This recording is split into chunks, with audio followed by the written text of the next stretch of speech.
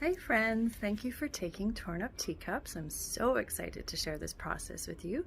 I actually developed it last year as a way to help me reduce my collage fodder. As much as I love a little stash of collage fodder, I figured, for those rolling trays was probably a little overkill.